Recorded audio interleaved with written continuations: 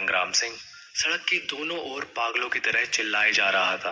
अर्चना, गीता, अर्चना, गीता। इस एक रात में जैसे सब कुछ बदल चुका था। संग्राम सिंह की पत्नी और बहू गायब थी और उनका बेटा खामोश हो चुका था। संग्राम सिंह अब अकेले ऐसे इंसान थे जो पूरे परिवार को वापस वहां से सही सलामत लेकर जाना चाहते थे। तभी संग्राम सिंह को जंगल के एक कोने में, जो कि सड़क से लगा हुआ ही था, कुछ दिखाई दिया, जैसे कोई परछाई या फिर कोई खड़ा हो उन जंगलों की तरफ मुंह करके। संग्राम सिंह के शरीर में झुनझुनाहट ने दस्तक देना शुरू कर दिया था। अचानक ये सब क्या हो रहा था, संग्राम सिंह की समझ से परे था। अचानक क्यों राहुल का उन झाड़ियों के आने के बाद से चुप हो जाना और अब अर्चना और गीता का गायब हो जाना।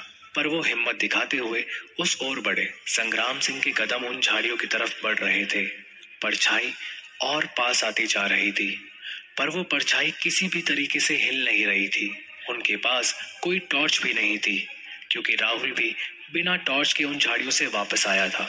जब वो उन परछाइयों के पास पहुंचने वाले थे, उन्हें लगा वहां एक नहीं, कुल 3 लोग थे। संग्राम सिंह का दिमाग इस कदर सोच में था कि आखिर ये तीसरा कौन है। अगर ये गीता और अर्चना ही हुए तो? उनके कदम अब भी अर्चना और गीता की उम्मीद में परछाइयों तक पहुंच ही गए। गीता, अर्चना, क्या ये तुम लोग हो? और साथ में कौन था?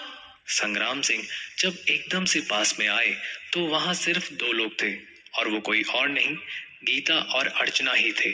संग्राम सिंह ने दोनों के पास आते ही उन्हें जोर से हिलाया। क्या हुआ? तुम लोग यहाँ क्या कर रहे हो?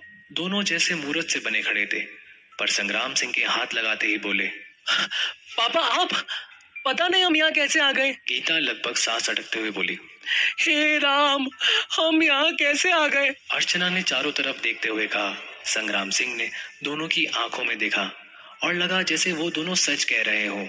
उन्हें पता ही ना हो वो लोग कहाँ से आए। और वो तीसरा कौन था तुम लोगों के साथ? कौन तीसरा? यहाँ तो कोई नहीं है पापा। गीता ने इधर उधर देखते हुए कहा। अरे मम्मी, हम यहाँ कैसे आ गए? अरे हम कार से इतनी दूर कैसे आ गए? अर्चना ने आसपास देखते हुए कहा। संग्राम सिंह एकदम हैरान हो चुके थे उन सब चीजों से। वो ये जान चुके थे यहाँ कुछ तो अजीब हो चुका है, और यहाँ एक पल और रुकना मतलब किसी और मुसीबत को बुलावा देने जैसा था।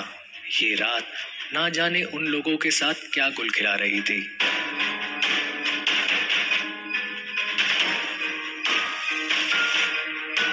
राहुल कहाँ है जी? कहाँ है मेरा राहुल?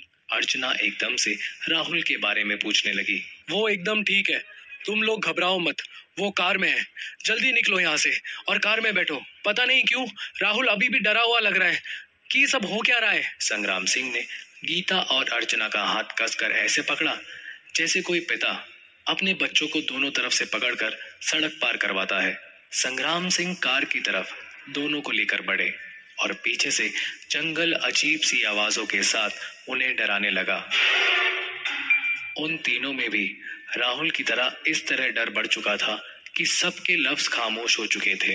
कार के करीब आते ही अर्चना और गीता राहुल राहुल करने लगी, और उसके कार के अंदर बैठते ही, वहां पहुंचते ही तमाम सवाल करने लगी। लेकिन राहुल उनकी किसी भी बात का जवाब नहीं दे रहा था। पर उसने जाने क्यों संग्राम सिंह से जल्दी गाड़ी चलाने का इशारा किया। उस समय किसी के मन में ये नहीं आया कि ये सब अचानक हो क्या रहा था, वो कहाँ जा रहे थे और ये सब हुआ कैसे, वो यहाँ फंसे कैसे। सब कुछ जैसे सुन हो चुका था। एक एक्सीडेंट, खून के धब्बे, राहुल का जंगल में जाकर आना, गीता और अर्चना का यूं अचानक कार से दूर चले जाना, बस इतनी सी घटनाएं तो घटी थी जिसे अब तक कोई समझ नहीं पा रहा था। पापा, पापा जल्दी कार स्टार्ट कीजिए प्लीज।